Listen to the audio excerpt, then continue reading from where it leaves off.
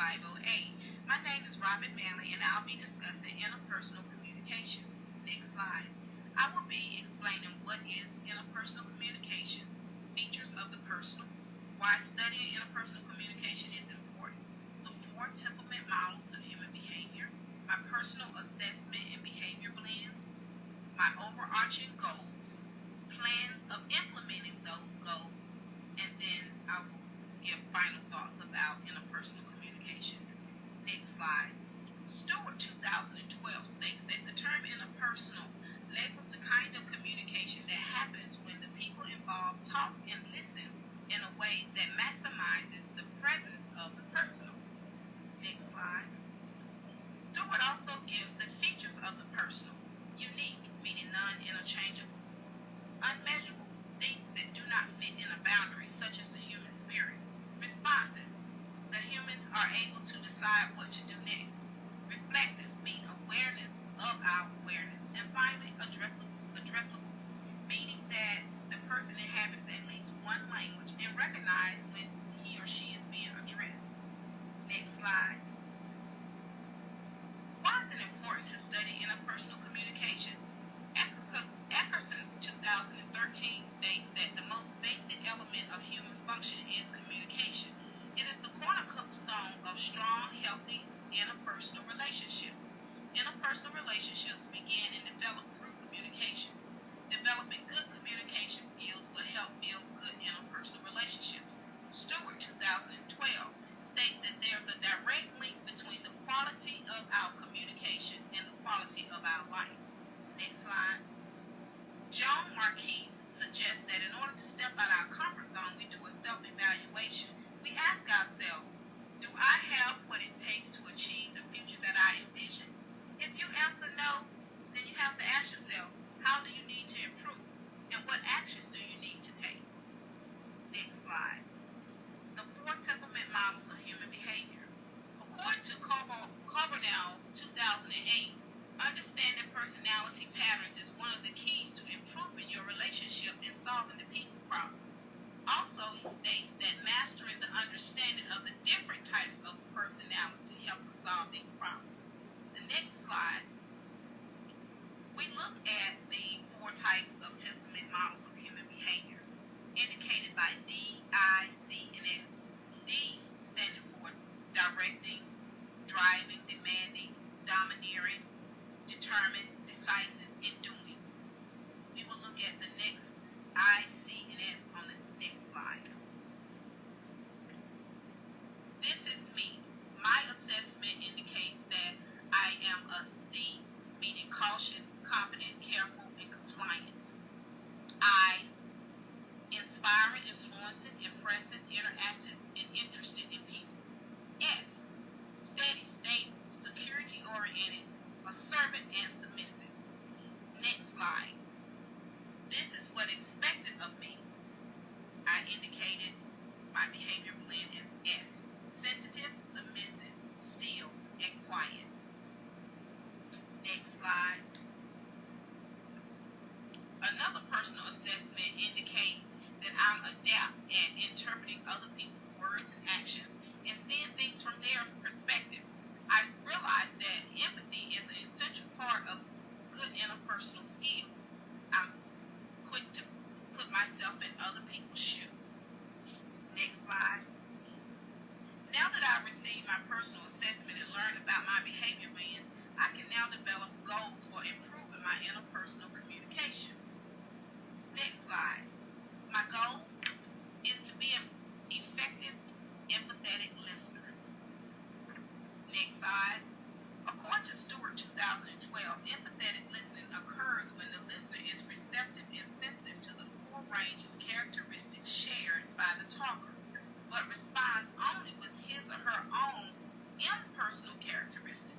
Empathetic listening requires focusing on the other person's thoughts and feelings and requires 3 key skill sets: focusing, encouraging, and reflecting. Next slide. Improving overall listening skills will no doubt improve communication. Therefore, it is important to point out that good listening skills require more than just listening to the words that are spoken. listeners can be defined as one who is mindful of the wide spectrum of listening skills that include accurately receiving, retaining information, sustaining attention, and attending to your own speech, and encouraging the person you are listening to. Next slide. Why is listening to others important? According to Peterson 2007, feeling heard and understood has a lot to do with whether or not personal connections happen. We humans want to know that we are cared about, valued, and taken seriously. Next slide. Burley and Allen, 1995, describes the different types of listening levels. Level 1 is empathetic listening. It's listening non-judgmentally. You are aware of the present moment, acknowledging and responding, focusing on the attention of the speaker. Level 2, listening to hear the words, but you don't really understand it. You're more concerned with the content of the message rather than the speaker's feelings. Level 3, listening in spurts, meaning tuning in and out. Next slide. My plan of action. The first plan is to identify weaknesses. I've done that through the reading and assignments. I've identified totalizing, which means that's when we take one single aspect of a person and make that the totality of what we think of them.